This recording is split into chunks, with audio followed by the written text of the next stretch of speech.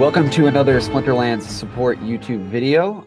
This is going to be a slightly more informal setup. We had some technical issues with our normal overlays and the like, but the information here is going to be very useful, we think. As always, please make sure to like this video and subscribe to the channel so we know what topics you guys find interesting. And if you want us to explore some things more, you can also comment below any of these videos.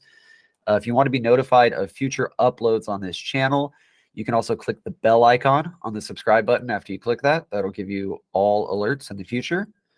As you can see, today I am here with Royal Eagle. It's going to be a bit of a collab. He's going to walk us through some of these topics today. First, we're going to be going over a few things related to keys. We're going to start with some basics initially, which we've gone over in some other videos, but we felt it was pertinent to review here as that's always good information.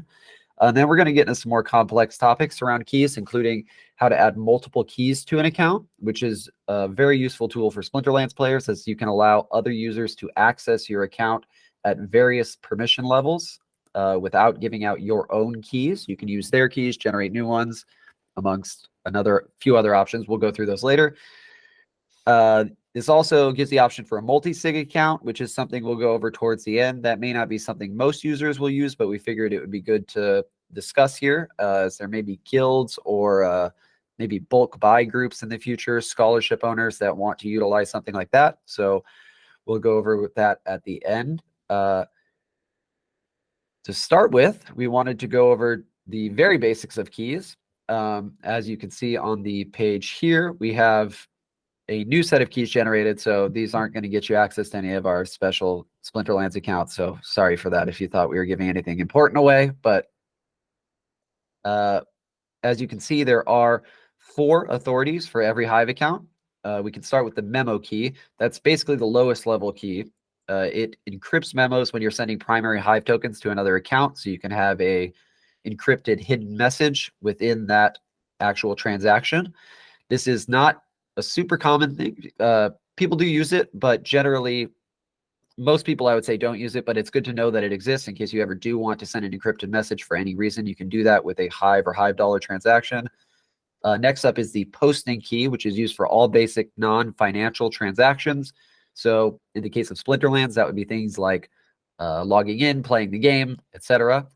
Next up, we have the active key, which is used for financial transactions, which is, I think, self-evident, but that would be things like in-game sending DEC, SPS, outside of the game sending Hive, purchasing things, etc. And finally, we have the owner key, which is used to change/update all of your other keys. The owner key is the highest level permission, and that is one you want to keep backed up offline safely so that if you ever lose any of these other keys, if anyone gets access, you can immediately change them. I'm going to throw it over to Royal Eagle now. So every account will also have a master password, which is this up here at the top. You can keep generating new ones just to show you what they look like. And from this master password, all of the private and public keys can be derived. So if you have the master password, you also need to back that up like the owner key offline in a safe, secure location, because if somebody gets a hold of this, they have all of your keys. When we talk about keys, there's actually, each key actually has 2 parts, the private and the public key. The public key is how we actually describe the private key when we talk about the key. So it's a descriptor, like, think about it like this key is red, versus the private key, which is the actual key that unlocks the lock. So every public key will always start off with STM, and every private key will always start off with like a 5. It'll either be like a J, a K, or an H will be your next letters, as the typical ones.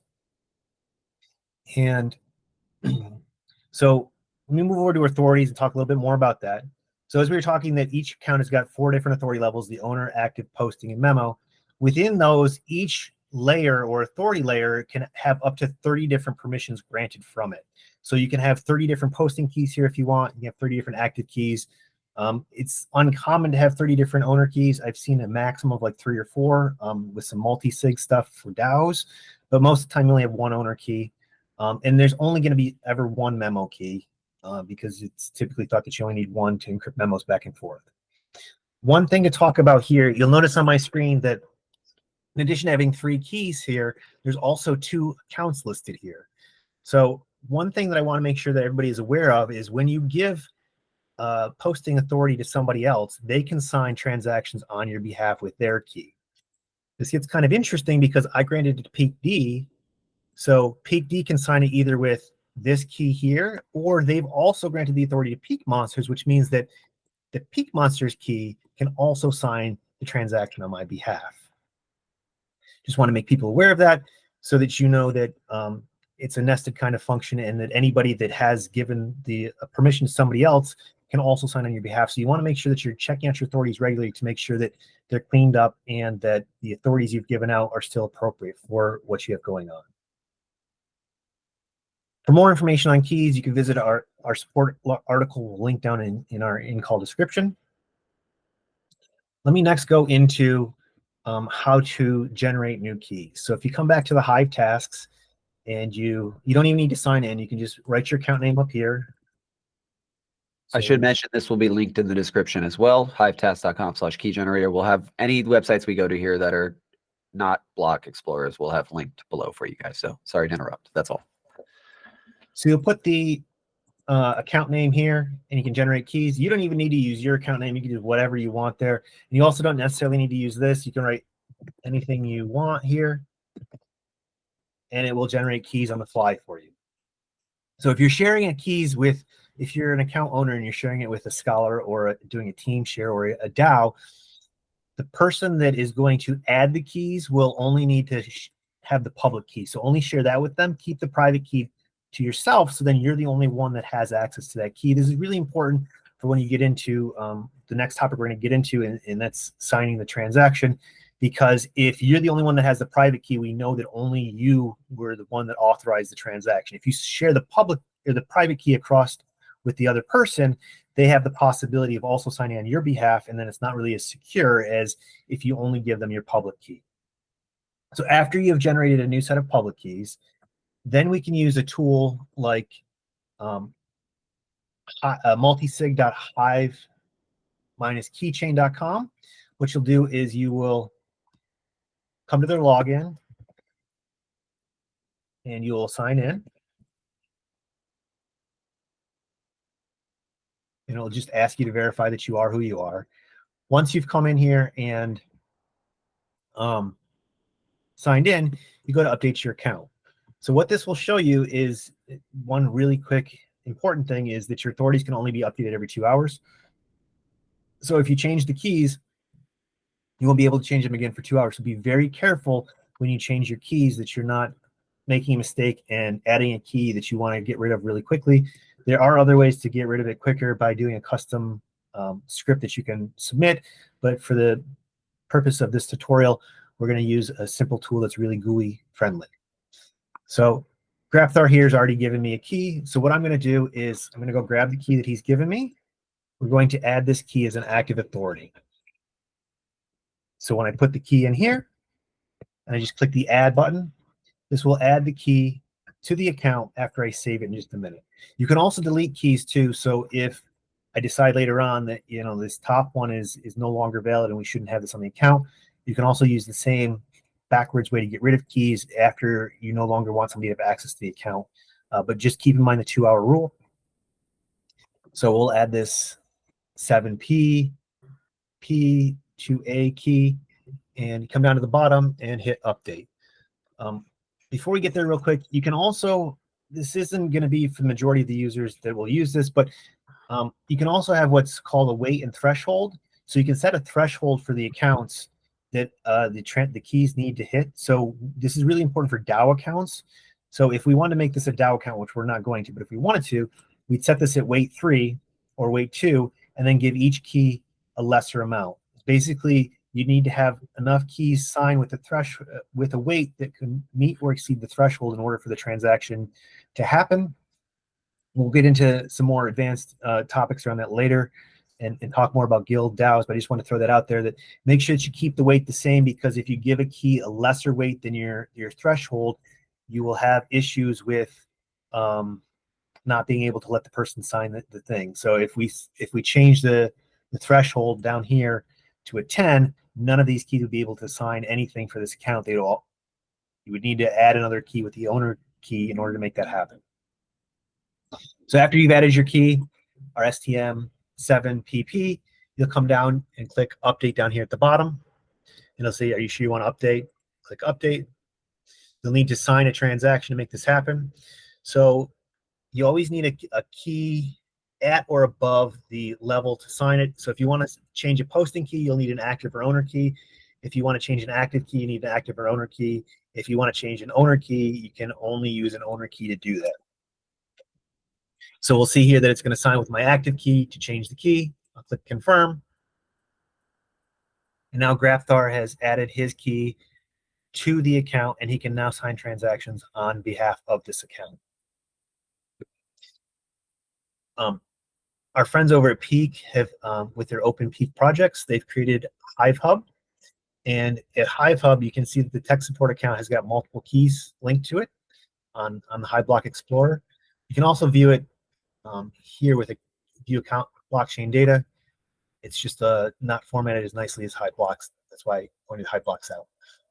But as you can see, we've performed a couple different actions here. And if we go look at them, the really cool thing that Peak has done through their Hive Hub Explorer, hivehub.dev, is that you can actually see who signed the transaction.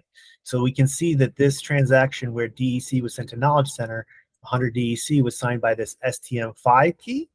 And then later, within a minute, it was also signed with an STM7N key, which means that as an owner, we can quickly see who performed each action, which is really important if you're sharing an account to give you more accountability for the keys and who made each action. If you've gotten, if you're ending your relationship with somebody else you're sharing an account with, you'll want to come back to the Multisig and just delete their key off. And you'll need to click the save button. It won't let me do it now because it was within the 2 hours. But I just want to show you that's how you make that happen at the end. You can also delete permissions if you scroll down. The authorities, not keys themselves. Keep going down a little bit. Oh yeah, right there. Yeah, Peak D. So this can also be done on Peak D and on other front ends too, if you have authorities like these added. One thing to note that Eagle did mention earlier, but just to make people fully aware, these authorities here, that where it says at Peak D at Steam Auto, that's what he was talking about with the nested authorities, where if Peak D gave permissions to somebody else, they can also sign on Royal's behalf here. If Eagle simply got a public key from Peak D and added it above, they would not be able to do that. It's a different setup. That whoever they grant authorities to wouldn't be able to use it in the same way. So that's important to keep in mind, that adding the keys above is slightly less invasive if you're worried about that whole nested permission function. So it's not a huge thing, but yes, it's important to keep in mind. I guess we should talk about multisig really quick. So just Sure. So at the very end here, we're not going to show any examples of multisig per se, because it's a lot of work to set up and go through and show it all on one screen. But as Eagle mentioned before, this weight thing here, this threshold on that previous page, and you can see it elsewhere too. So say he had 4 keys here and each of them had a threshold of 25%, essentially, you would require all 4 keys to get to 100%, thereby completing a transaction. So if you run a DAO, or if you run a guild that wants decisions made by a board of people, or if you, I don't know, there's scholarship companies, groups maybe that would want to do something like that. There's various applications for this, but if you want some sort of decentralized board that approves things in a group fashion, voting essentially, it's essentially voting on a transaction, you would use the multisig function here. You would just add their keys, adjust the weight accordingly, and then it would require all of them to do that. If you go to the, did you want to show the sign request part? Sure.